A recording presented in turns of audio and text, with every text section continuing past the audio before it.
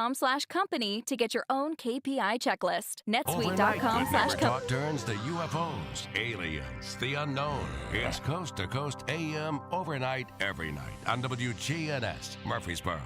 The Good Neighbor Network, FM 101.9 and AM 1450 Murfreesboro, FM 100.5 Smyrna, and online at WGNSradio.com. This is the Roundtable. A look at the news, views, politics, and people that are shaping Rutherford County. And good morning, everybody. Welcome to your Tuesday morning edition of the Roundtable Show with your hosts, Wayne Blair and Rick Hall. We come to you every Tuesday morning here at WGNS Studios in Murfreesboro and try to cover things all Rutherford. We try to handle the north end, but it seems like there's always so much that happens down on that end, so we cover everything. We just love the county community. We sure do, buddy. Sure do. So did you have a good weekend, my friend? I did. This weather's kind of teasing us. It'll chill us to the bone like it did on Saturday, and all of a sudden, as this week progresses, I think it's supposed to be 70 next Monday. So, the warm weather can't come quick enough. Well, I bought Sudafed yesterday, so we just cannot.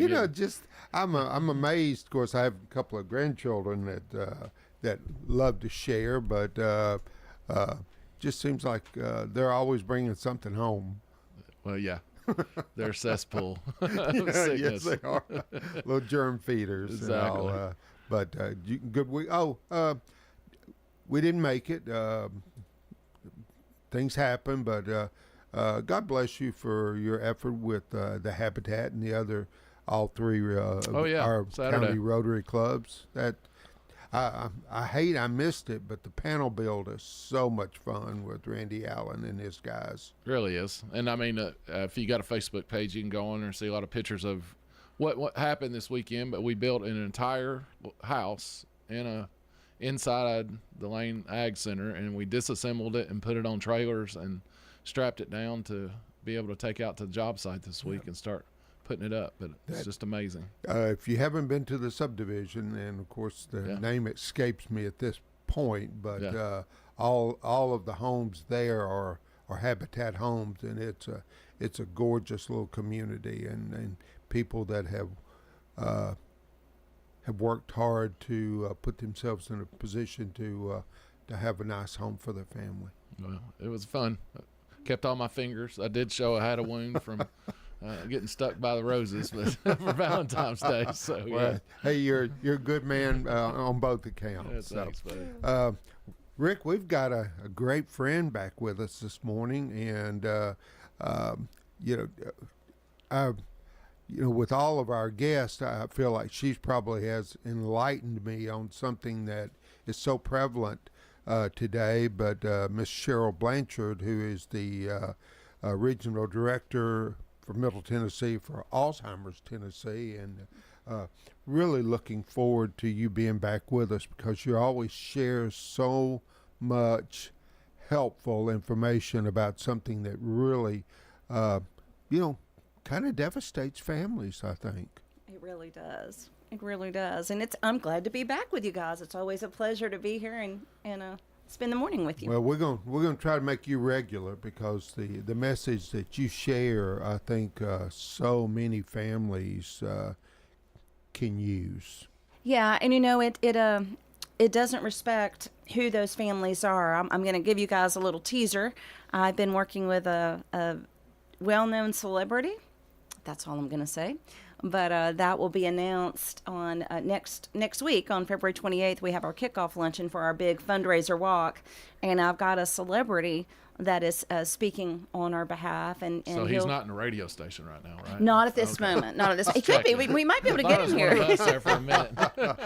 But his family has been touched, I think, 3 times by this, and that's why he came out and said, "Yeah, I'd be happy to promote your event." So can't wait to do the big reveal. Like I said, that'll be after next Wednesday. So little teaser, be watching our Facebook page and see who's going to be speaking about Alzheimer's Tennessee.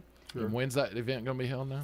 That is the 28th. So next week, what we're having is our kickoff luncheon. We love to do things in a big way and in a celebratory way. So we have our walk, as a lot of nonprofits do, have walks because walks work. Sure. You know, but our walk is April 20th. It'll be held in Franklin, but it's for all of Middle Tennessee. I tell people we can only have our feet in one place at one time. So it is for all of Middle Tennessee, but we hold it in Franklin. It's at the park at Harlansdale Farm. And this year it's so much more than a walk. We've got a live country band. We've got line dance lessons, a petting zoo, a miniature horse that a lot of people around here may know, Bonnie. She's fantastic. And we've got Star Wars characters, Mandalorians walking around, fairy tale characters for the kids, food trucks. Yeah, it's a walk, but it's going to be just a great event. So love for folks from Rutherford County to come join us in Franklin on April 20th. Well, we'll say something else about that before the end of the show. Since it's been a minute since you've been with us, just remind our audience of who you are. Sure. And then we'll go into, you've got a lot of information you can share with us this morning. Love to, yeah, because we got snowed out last time. Yes, so we weren't able to get together in That's January. right. That's But right. Anyway, so my name is Cheryl Blanchard, as you said, and I'm the regional director for a nonprofit organization called Alzheimer's Tennessee. And the great thing about Alzheimer's Tennessee is we really love Tennesseans. We only serve the state of Tennessee. We started over in the Knoxville area about 40 years ago because so many families were getting this news and getting this diagnosis, and there just wasn't a lot known yet.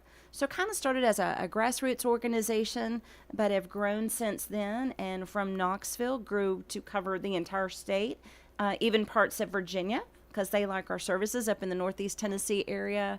We've done some things with Kentucky. We've done some things with Georgia. So just really here to serve any family impacted by a diagnosis of Alzheimer's disease or one of the related dementias. Has there ever been a connecting, is it hereditary, genetics, is that the point that ties everything together? It's not, and I'm really glad you asked that question because at the walk this year, again, I'm very passionate about education, as you guys have figured out already, but it makes me sad when someone says, well, my grandmother had it, my mom had it, I'm just going to get it. That's not necessarily the case. So with early onset, Alzheimer's disease, like Pat Summit had, UT, right? She had early onset Alzheimer's disease, which means Alzheimer's disease that affects someone under the age of 65. That one definitely has a pretty strong genetic link. So those folks go and get tested and are watching that a little bit more. And frontal temporal dementia, one of the other dementias, has a fairly strong genetic link. Other than that, what a lot of researchers say is, yes, you may have genetic risk factors, but that's not the biggest risk factor. There are two risk factors you can't control. That's age and your DNA. But everything else is under your control.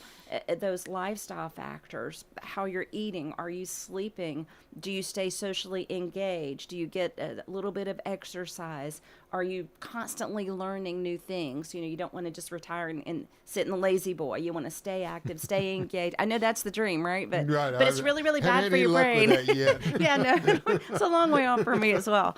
But, and so at this walk, we're having something called a brain health bonanza, where anybody who attends the walk is going to visit stations and they can learn all these things that you can do starting today to lower your risk. So you may have that genetic marker, which is kind of like having a light switch in your body. You can't control that, but there's a lot you can do to not flip that switch on. And I really love sharing that with families so that they don't live in fear that this is something that is inevitable. Remind our audience again that dementia is the umbrella catchphrase, if you will. Sure. But there's, so many different aspects of that disease. Yeah, about 85 different things that can Wow. cause this thing we call dementia. And the great thing about hearing that sentence is that a lot of those are reversible. So when we talk about dementia is technically it's really not a disease. It's a syndrome. So it's a collection of symptoms. Mom's having a difficult time remembering things. She can't find words. She's starting to have trouble sequencing. Of course, the short-term memory loss is a hallmark of Alzheimer's disease, not necessarily the first sign you see in other dementias. But anyway, we see these cognitive changes that occur over time and begin to interfere with daily life. Forgetting where you park the car, we all do that. We get stressed out. Sitting something down, forgetting where you laid it, we all do that all the time. But not being able to retrace your steps, not being able to problem solve, and it being something that impacts your daily life more than just, it's a nuisance when you forget where you parked the car, but you find it. Sure. But it has to start impacting daily life. Then we call it dementia. But dementia is a starting point, not a stopping point. So when someone says, Mom got diagnosed with dementia, I want to say, okay, that's a start. What kind? What is causing it? And then we start looking at the disease processes. So people use Alzheimer's disease and dementia interchangeably, but they're really not. Dementia is the syndrome of symptoms. Alzheimer's disease is the disease that causes that syndrome called dementia. Frontotemporal dementia, vascular dementia, and Lewy body dementia, as well as many, many others. Now, those are diseases that are not reversible. But because dementia, as a definition, is just cognitive changes that impact daily life, sometimes there are other things going on in the body medically that if we cure them and treat them, those dementia-type symptoms will resolve. So we always want folks to, at the first sign, go get a thorough medical evaluation, get a neuropsychiatric or neuropsych evaluation, and let's just see what's going on. So if one individual has issues just remembering past people, past places that they have visited, that, they just really have lost, their memory, so to speak. And then you have another individual that maybe they told you something and then they tell you again, they tell you again a half a dozen times. Is that symptoms of two different types of syndrome? It could be. So with Alzheimer's disease, when we look at the initial symptoms of Alzheimer's disease, it's the classic stuff that everybody thinks. I mean, really, if you're over 50 and you forget something, somebody goes, "Oh yeah, you're getting that." No, you're just busy or overwhelmed or stressed. The hallmark early signs of Alzheimer's disease are that short-term memory loss. So forgetting things that happened 2 hours ago, but you can have complete recall of something that happened 40 years ago. And it really confuses families, but it's just a matter of storage. So if you think about a short-term memory being stored on a shelf or a long-term memory being stored on a shelf, the short-term memory storage is it's broken. It does not work, so you might as well not even put it there. It falls on the floor. So it's not accessible. So when you ask Mom, "Hey, what did you have for lunch?" and that was 2 hours ago, it's not there. So she can't go retrieve a memory because it was never stored, right? Long-term memories are stored in a different way. So at least in the earlier stages of Alzheimer's disease, a person can still go back and recall those long-term memories. And that's why a lot of people go, well, they're like living in the past. They talk all the time about these things from 30 or 40 years ago. Well, yeah, that's because they can comfortably recall those and recall the details and talk about that. Whereas they can't talk about a conversation from an hour ago because that was never stored. In the case of the other, when you were talking about somebody not even remember the longer term stuff, with Alzheimer's disease, as it progresses, those memories will start to fade as well because it's a brain disease. It damages the brain. It kind of shrinks it. It's called atrophy. You can see that on the scan, and that the brain is much smaller. So with time, that goes away too. But the other dementias can sometimes affect the brain in different ways. And it could also be other things like strokes that hit a certain part of the brain that affect the longer term memories. But those two are stored. It's really fascinating. That's the way that the memories are stored and what we can recall. It can also be sometimes that things just aren't important enough for your brain to go, wow, I need to hold on to that forever. We were talking about Valentine's Day a little bit ago, and of course that was all over the news. You couldn't miss what day it was, but let's say an anniversary, you guys better commit that to long-term memory. That's pretty important. But my name 30 years from now, why would your brain have to hold on to that? So sometimes we let things go because it just isn't vital to our life. Anniversary for the guys listening, pretty vital to remember that. But somebody that you met 6 years ago, or where you went to dinner, your brain just doesn't, it can't possibly hold on to every single memory. Sure. So with the other, it could be a dementia, or it could be that some of those things just weren't committed to long-term memory for some other reason. Do you see with, obviously, when you start feeling you got a loved one that's showing the symptoms, and what you're saying is as soon as you can, get in and see your primary care physician and get the ball rolling, because if certain steps are taken, it could lessen that. How is the insurance side of it? And it may be something you don't know. So how is the medical insurance side? How are they treating dementia? Because I think with the number of cases we got out here now, are they still, it seems like to me there's a backlog. I know a couple of friends that's got it going on, and getting into that doctor in a timely manner and getting the right approval, I guess, is a big issue. But is that being tackled, say, at the federal level to help? We're That's always a hard question, I know, but I have so much I could say about that. Well, go ahead. Okay, we will.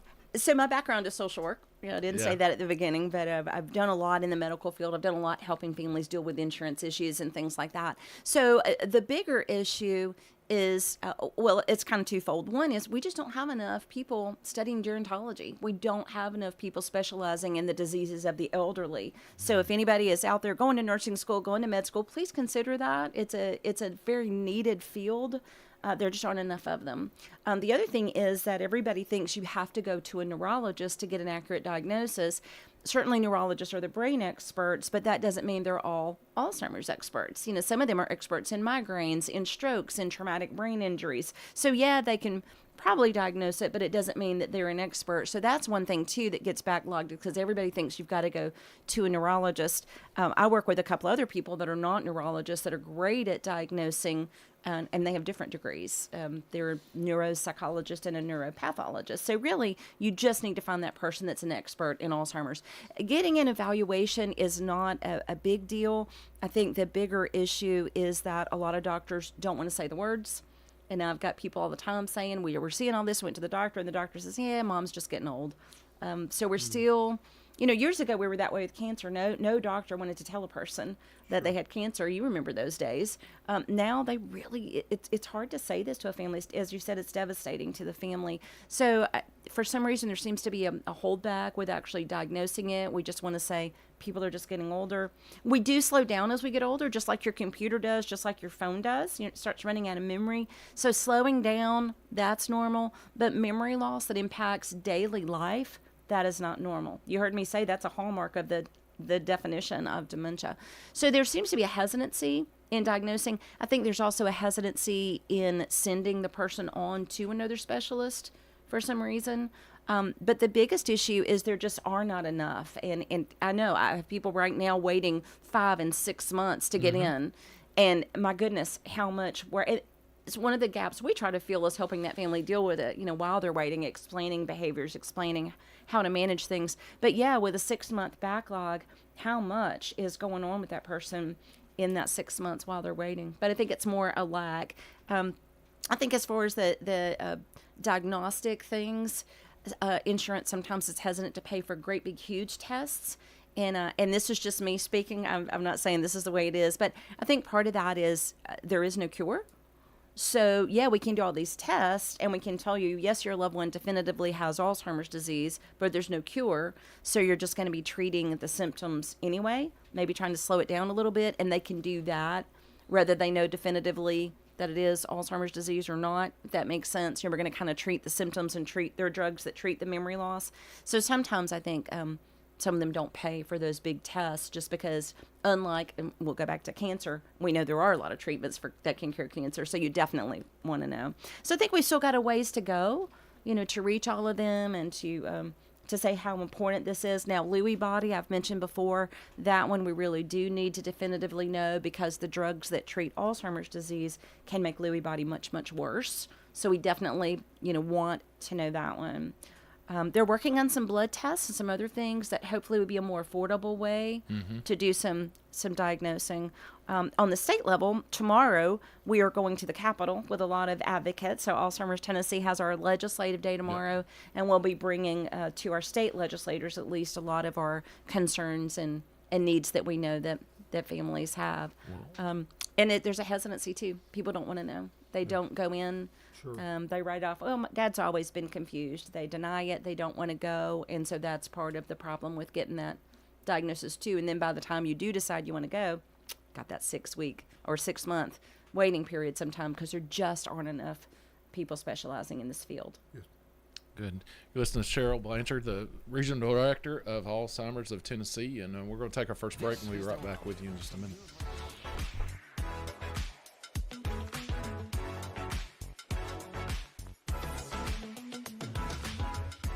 Untangling your headphones, finding the right remote, saying goodbye to your favorite shirt that hasn't fit in 10 years. Why are simple things sometimes so complicated? Thankfully, with auto owners, insurance doesn't have to be one of them. Auto Owners works with independent agents who live in your community and answer when you call, so you can worry about more important things, like finding a new favorite shirt.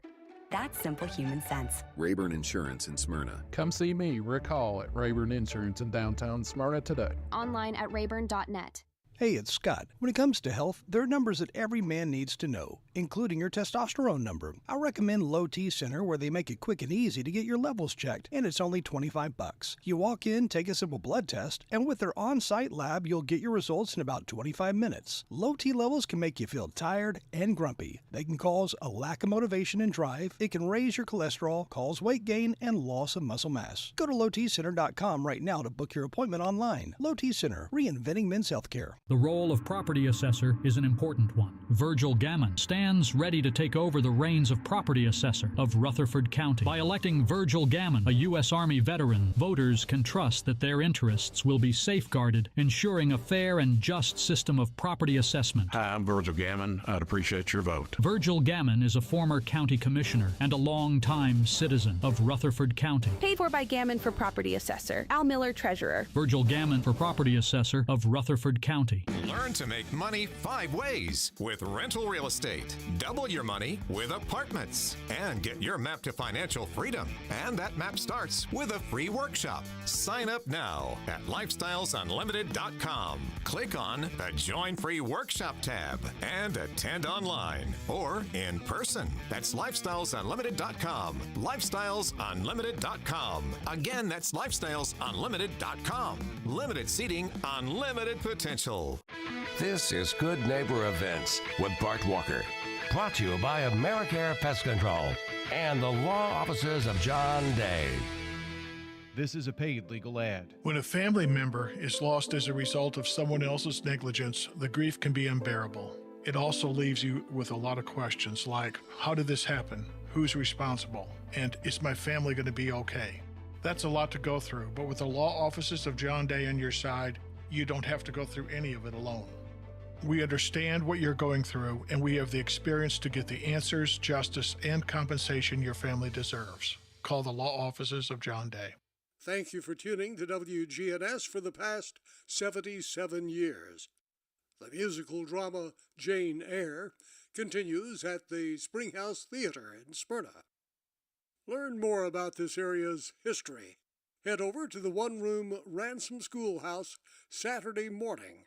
Members of the Rutherford County Historical Society will be there. They'll also have free coffee and donuts. So come on over. Ransom School is at 717 North Academy Street. It's all free. Oh, don't forget, the Rutherford County Archaeological Society meets at 2 this Sunday. Archaeologist Lauren Walls tells about the secrets of dry stacked stones. That's 2 o'clock Sunday at Oakland's Mansion, and the meeting is free. The Red Cross is critically low on blood. Please give the gift of life. Call the Red Cross and make an appointment to give blood at a time that fits your schedule. Don't forget to take advantage of early voting. Early voting continues through February 27th. And for more Good Neighbor events, check our website, WGNSradio.com. Good neighbor weather. Skies become mostly sunny this afternoon, a high of 60 degrees. Winds out of the south at 5 to 10 miles per hour. Tonight, mostly clear, low near 34. I'm meteorologist Jennifer Wojcicki on News Radio WGNS. Currently, it's 40. WGNS is powered by Middle Tennessee Electric. United Communications, NTE's internet company, keeps growing. It announced in August a multi-year project expansion. It will create 1,400 route miles of new fiber optic lines capable of delivering multi-gig internet service. This is the Roundtable from News Radio WGNS on FM 101.9 and AM 1450 Murfreesboro, FM 100.5 Smyrna, and worldwide at WGNSradio.com. And good morning and welcome back to Tuesday Mornings with Rick and Wayne. And it's our pleasure this morning to have one of our favorite guests, Cheryl Blanchard, who is the Regional Director of Alzheimer's of Tennessee, and been discussing a syndrome that seems to affect so many families, not only here in our county community, but worldwide. I can't talk this morning, so thank you. I think you were going to talk about, since we got snowed out that day, you were going to talk about things that people might have noticed during the holidays? Yeah, absolutely. So a lot of times in January, our phones ring a lot. The folks that do in-home care and assisted living, that our phone calls really tick up because people may have seen a loved one over the holidays that they haven't seen in a while, and they may have noticed some things. So I just wanted to share a little bit about what's kind of normal and when you might need to be concerned, and maybe look for that evaluation as we were talking about in the last segment.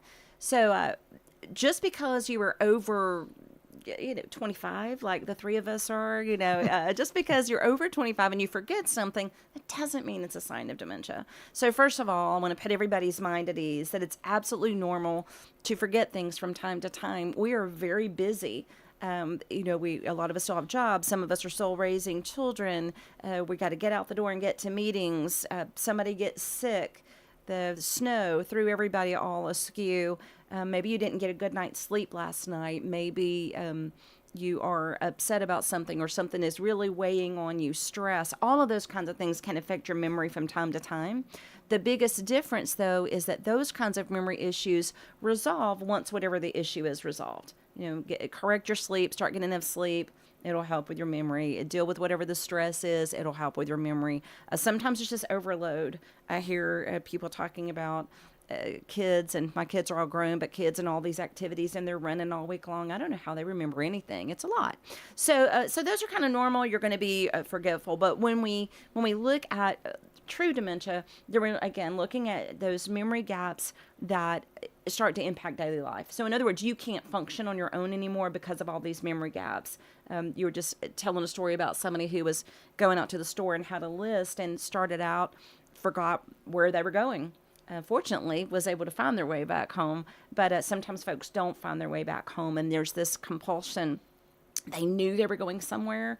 They don't remember where they were going or why they were going. They remember that they were going. So sometimes folks will continue driving. So that becomes an issue because, unlike getting to the store, and this happened to me the other day, I left my list at home. Had a great list, left it. So I tried to do it from memory. I was kind of excited. Only missed 3 things on that list. But, that's normal. I forgot a few things. But forgetting where you're going or why, that's not normal. So that's a real common thing. We see people getting lost, and families will say, well, they've been going to that same church for 50 years. Dad can drive back and forth to that church, and I add, without dementia. He's been doing that for 50 years. But once that comes on the problem solving, what if there was an accident? What if there was a detour? What if a road was closed with orange cones? Can you navigate? Can you problem solve? So that's one of the things we see going.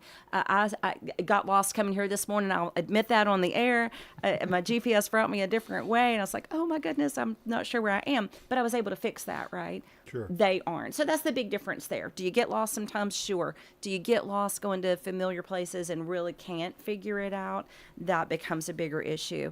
A lot of times what families notice over the holidays is maybe mom or grandma has made the same pumpkin pie recipe for 40, 50 years, and she gets lost. Or she puts on water completely forgets that she put water on to boil, goes and starts doing something else, and the water completely boils out. Now, again, in moments of being super stressed out and overwhelmed, maybe the phone rings and your friend has an emergency, we might do that. But this is a woman who's been doing this same pie, this same recipe for years, messes it up, can't follow the steps, or maybe they're playing games with the grandchildren and totally get lost in the midst of a game, or in conversations and can't recover. There's a difference between forgetting one rule and then going, oh, that's right, I forgot, and then being able to do it and just being completely lost. So maybe you would have noticed, again, difficulty with recipes that have been around for years, difficulty playing games. Sometimes they'll withdraw socially, and this really can hurt families' feelings. So at a big holiday gathering, maybe everybody is in town, all the kids and grandkids, and there are 10, 15 conversations all going on at once. Well, one of the early signs of Alzheimer's disease in particular is difficulty with words and difficulty following those conversations. So when you've got 10 or 15 going on, they can't do what we can do in a crowded room, in a crowded restaurant. We can block out. We might hear bits and pieces, but I'd be able to focus on what you and I were talking about. They can't do that. So that focus is gone. It gets very, very overwhelming. It gets very frustrating. So sometimes they'll either leave and go off to another room, or they just say they want to go home. And families think, wow, Dad isn't even happy that we're here, or doesn't even want to visit with us. He just wants to go home. It's not that he doesn't love you. And this is coming from people I work with a diagnosis. They want families to understand. It has nothing to do with them loving you or wanting to be with you. It's just too much. Mm-hmm. And so we talk to families sometimes about holidays, how to set that up and make it a little more manageable for the person with a diagnosis. The biggest trouble for them is that short-term memory loss. And so again, just to talk about that one for families, how can he not remember that we were just there 2 hours ago, but can remember everything from 40 years ago? So I think we've told this story before, but we'll share it again for folks hearing it for the first time. Toilet paper crisis of 2020. There was not toilet paper on any shelf in any store anywhere. So you couldn't go buy toilet paper, right? Because it was not stored on the shelf. Those are short-term memories. They're just not put on the shelf. So you can't find it because it was never there. Sure. Ketchup, bread, sandwich meat, socks, all that stuff, it was on the shelf. So you could go access it. So when you ask someone a question, the brain goes looking for that information.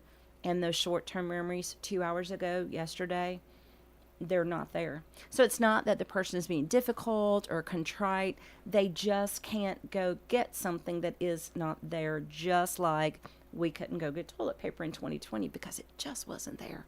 So folks can just understand the brain is an amazing thing, but short-term memories and long-term memories, they're just stored in a different way. And this disease, Alzheimer's disease, initially does impact those short-term memories.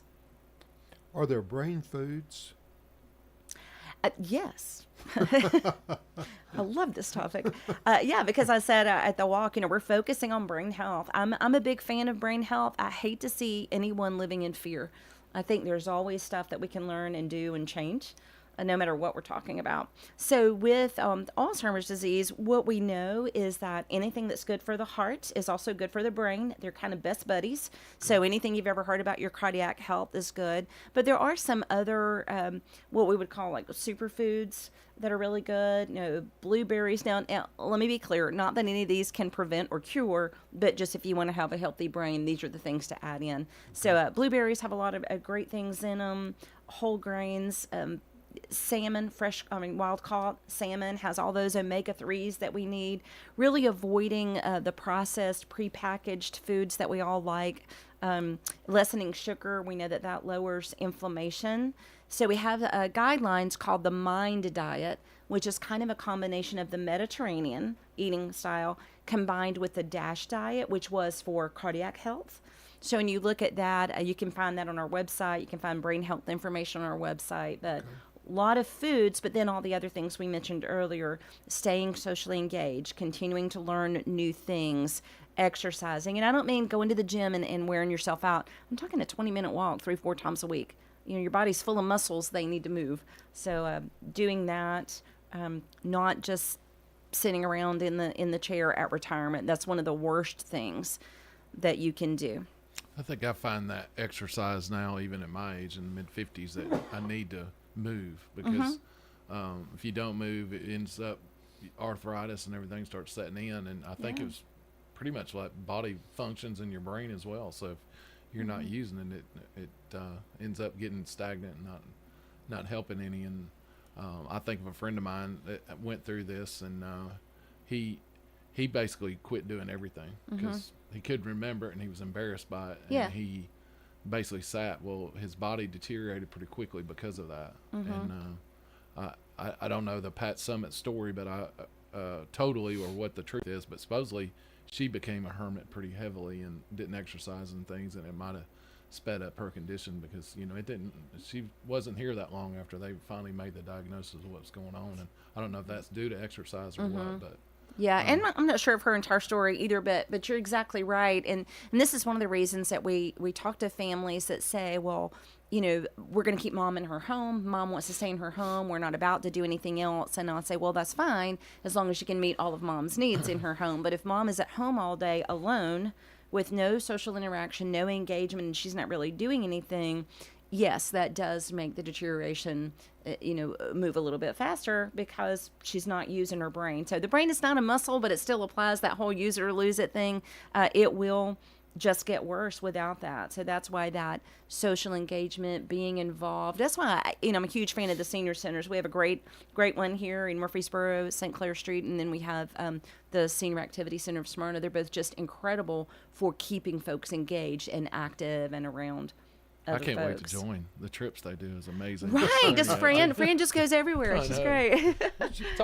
She'll take your membership. Yeah, she will. They're building that new. They're building that new place. It's only $25. So it's really, and they're building a new place. Talk about that. So if there are through assisted living centers, a lot of them have added wings for memory care type patients, and it's set up for that and for them, right?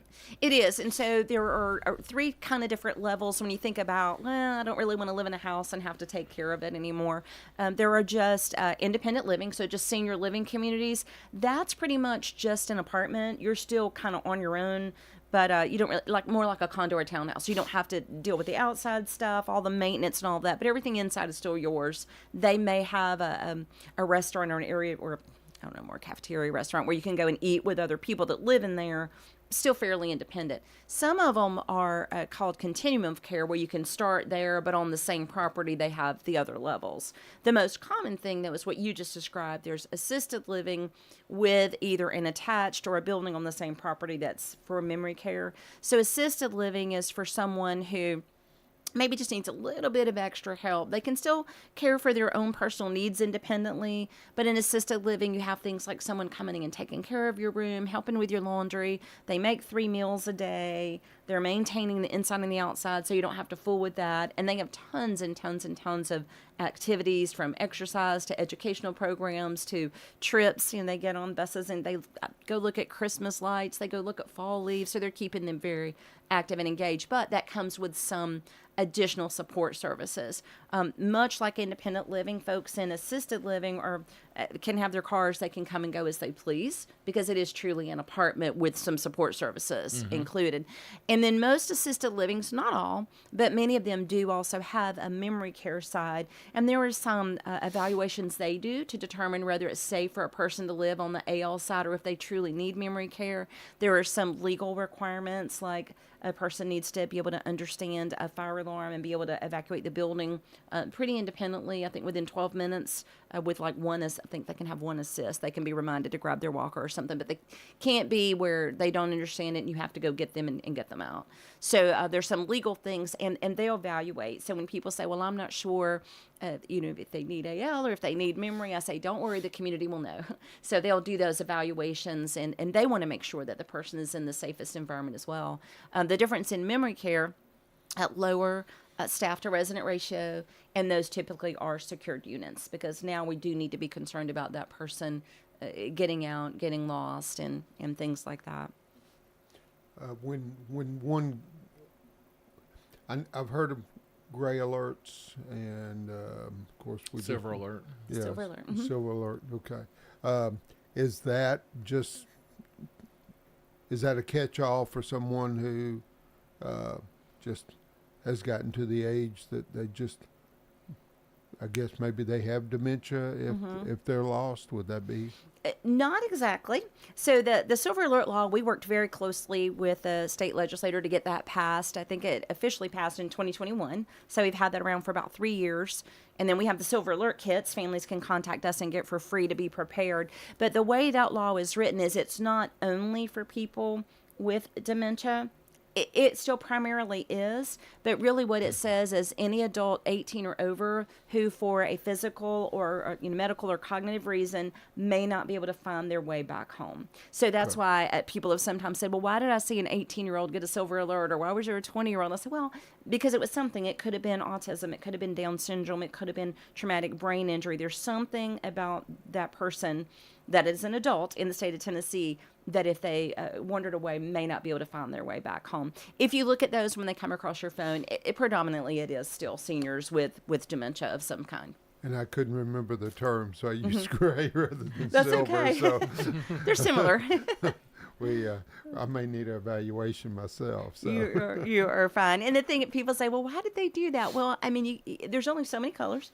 And you can't have an alert for every single solitary one. So really just trying to keep it uniform, trying to get a law that would cover a lot of people. And it still gets that alert out there, gets those photos out there, and has people on the lookout, because we really do want to help bring those folks home. I mean, from a private law enforcement thing, we would get that all the time where somebody would call in of a loved one and they'd not turn home, came home, and then we were basically... the old saying was you had to wait 24 hours before you could report somebody missing. Well, if they had a medical condition or anything else, there wasn't that exemption in there or that stipulation in there, and we couldn't do anything. At least with that legislation passed, we knew then that we could go ahead and act and get some information out there, especially if they run around in a car and they forgot where the grocery store is or something like that, officers will be out there and have that. And with the license plate readers, LPRs now, and be able to put that information in, their success rates are way up there. Oh, it's astronomical. It's like 95% success rate bringing folks back home safely. So we're so proud of that. But part of that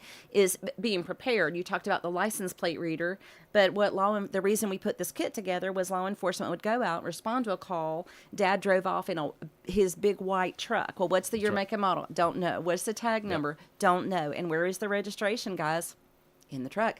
So we couldn't tell them. So that's what the Silver Alert kit does. It says, get those current photographs. If they still have access to a car, let's write down the year, make, model, have a photo of it, know that tag number, and the more information they have, as you know, when you respond, the easier it's going to be to do your job. And again, just to reiterate something very, very important, absolutely no 24-hour waiting period. That is on all the TV police dramas that you see, but this is absolutely life-saving. So the moment you recognize that your loved one is missing and you don't know where they are, you absolutely go ahead and call law enforcement. They'll come out and gather the information that goes to TBI, who is technically, TBI is the agency that issues that Silver Alert, but definitely get that out as quickly as possible so we can help locate that person. And they'll run back. It'll go, when you have it's just like an Amber Alert. So before, when you just bulloed it out, you just be on the lookout for something and it didn't have somebody tracking it.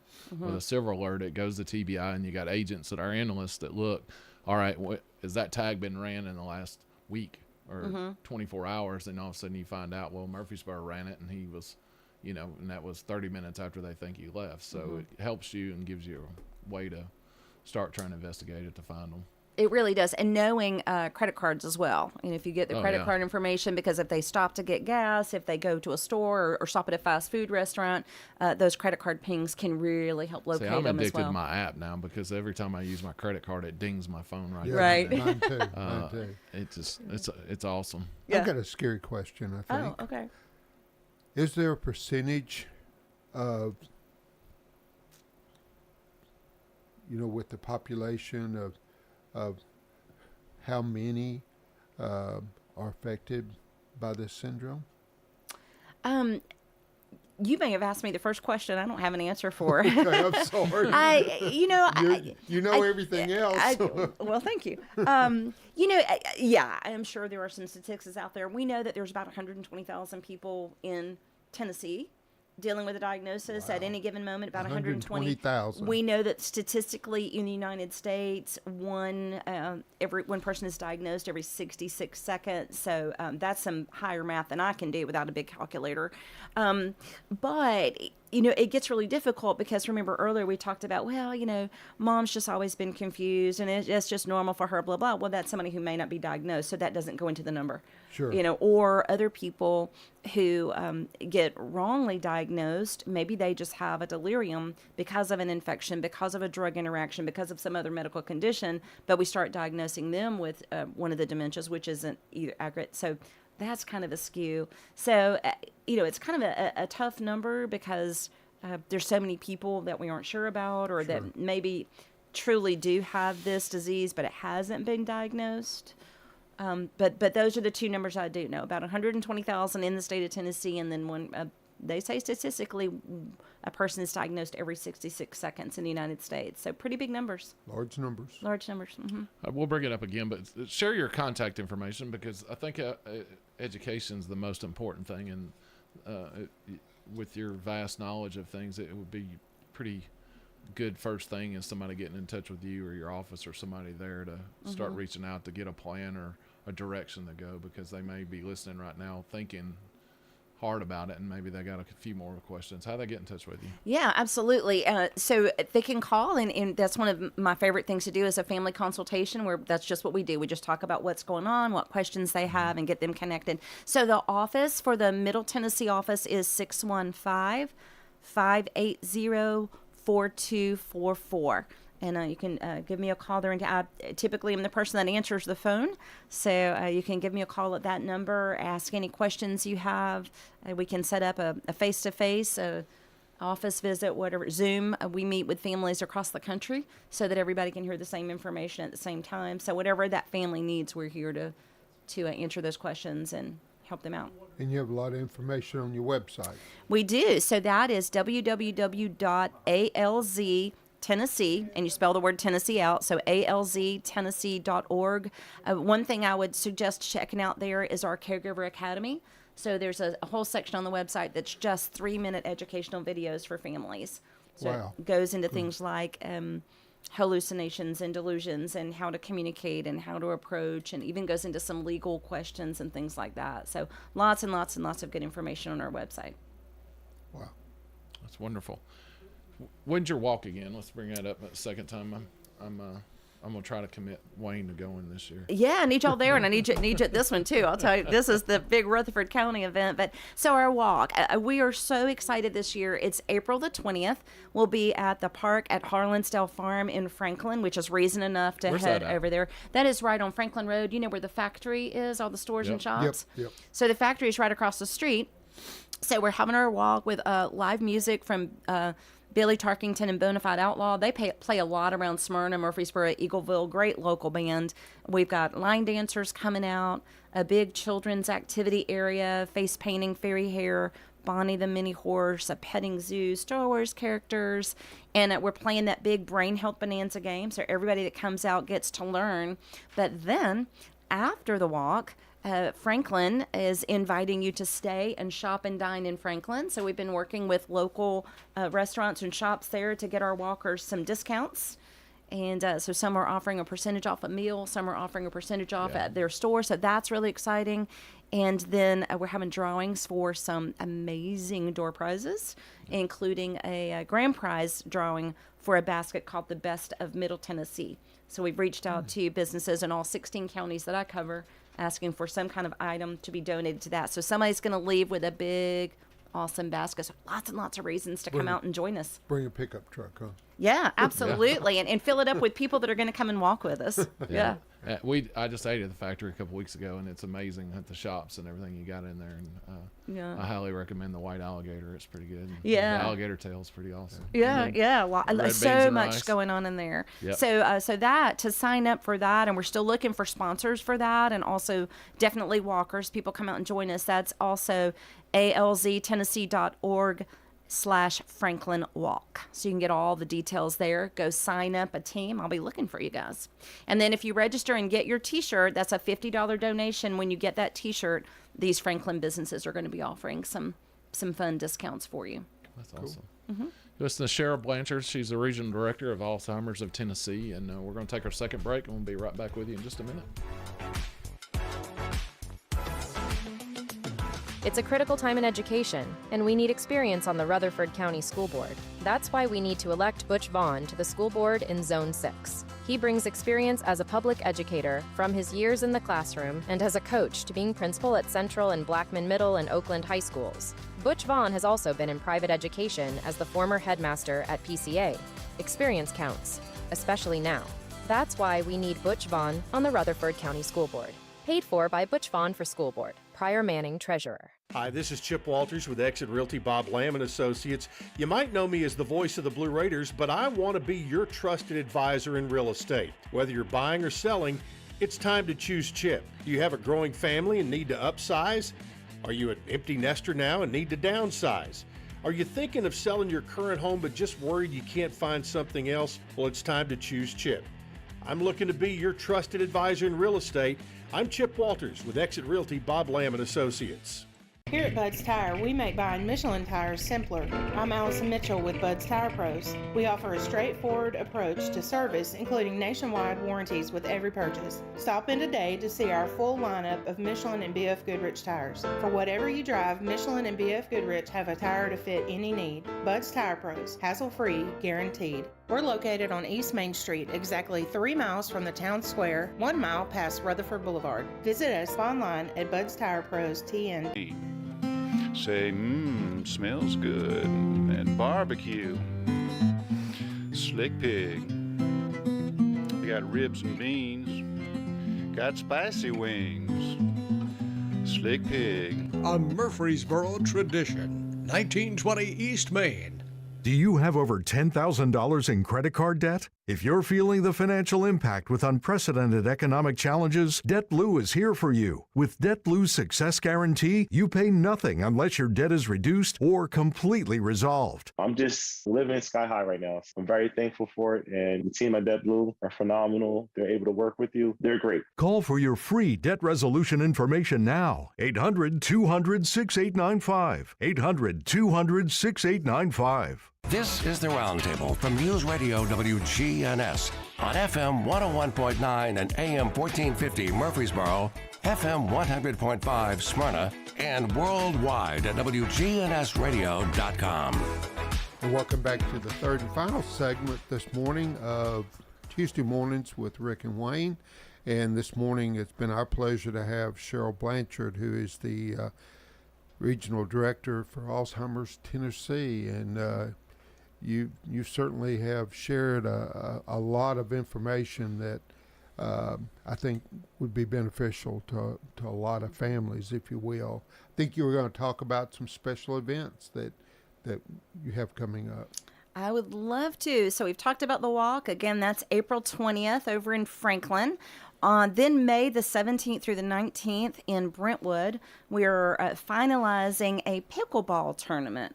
And y'all, did y'all know there are professional pickleball players? I did not know that. Oh, yeah.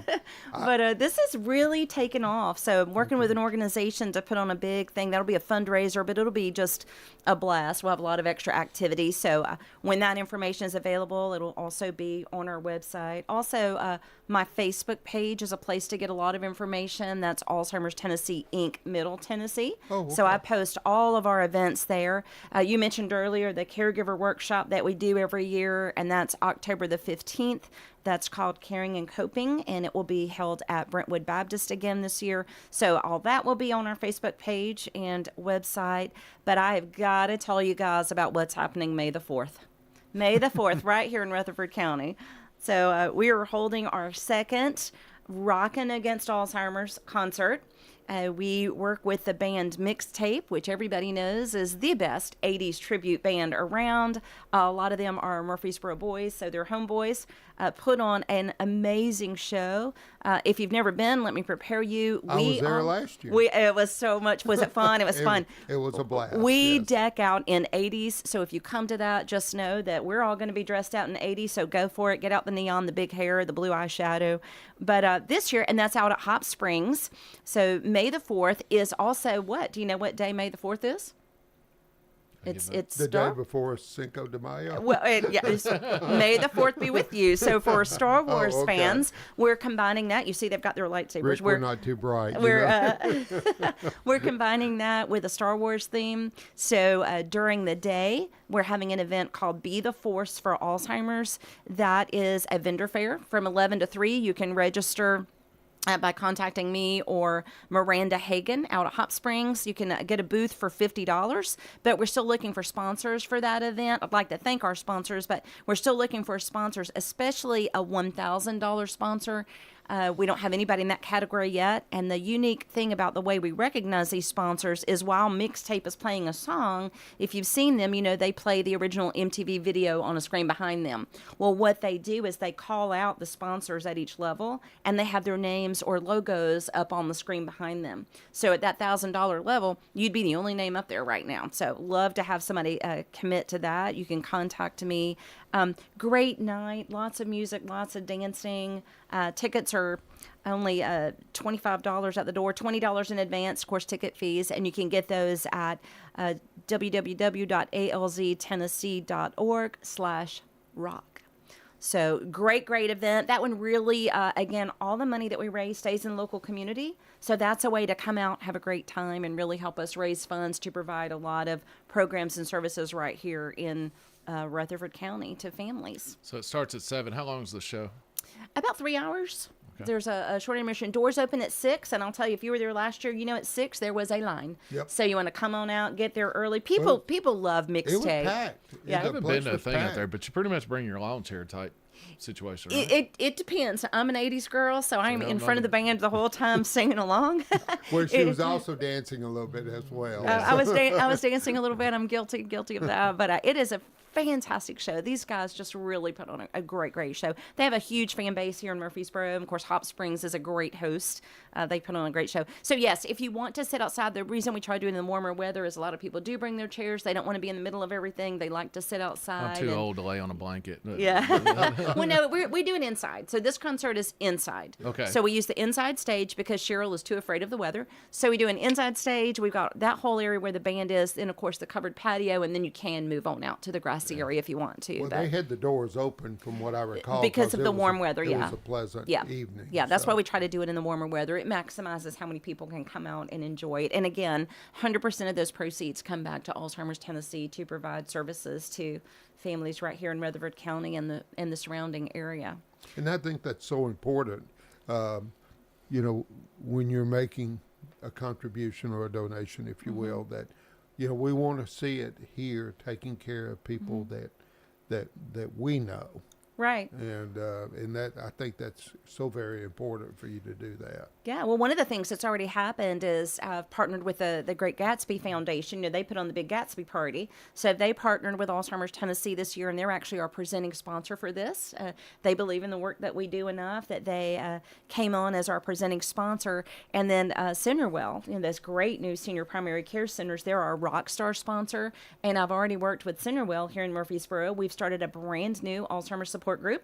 I think they just met last week for the first time. So that is exciting. Had a few folks come in there, and we're also going to be doing a community education event there at Centerwell. So they're our big rock star sponsor. Dance Murfreesboro, we mentioned dancing. Come out and meet Dance Murfreesboro. They're a sponsor. You can learn how to get involved with dancing, which is one of the very best things you can do for brain health. There have been a lot of studies about ballroom dancing and brain health. So that's one of the reasons I dance. Pinnacle Financial Partners, Redstone Federal Credit Union, Bluebird Home Care, Jackson Matheson with the Wood Group at Fairway, and Monkeys of Murfreesboro, which is a brand new upscale boutique. All of these businesses have come on and sponsored this event. Many of them will also be at the resource fair from 11 to 3, the Be the Force for Alzheimer's. So again, if you're interested in just having a booth at the resource fair, $50. You can contact me at 615-580-4244 or Miranda Hagan at Hop Springs. That's mhagan@lifeisbrewing.com. But if you sponsor the concert, and the lowest sponsorship level is $250. You get a free table at the daytime event. You also get a free ticket and a free drink ticket to the concert. So lots of bonuses. Great. Thank you for being here with us. Yeah. Thanks for having me. God bless you for your effort. This is a powerful message. So Thank you for having me. Hope everybody enjoyed the show, and thank you for listening to us. I know you got a lot of things you can be doing today, and if you're taking time to listen to us, Wayne and I really do appreciate it. But I just want a quick reminder this weekend, Old Jefferson Memories. They're going to have a walking tour of where Old Jefferson was at 10 a.m. I got asked to throw it out there, but if you go to the East Fork boat ramp on Central Valley Road, be there before 10. If you got a side-by-side or a golf cart, you're welcome to bring it, and go out, and they're going to do a walking tour of where the Old Jefferson was before they took it in for the lake. But everybody have a great week, and we'll see you next week.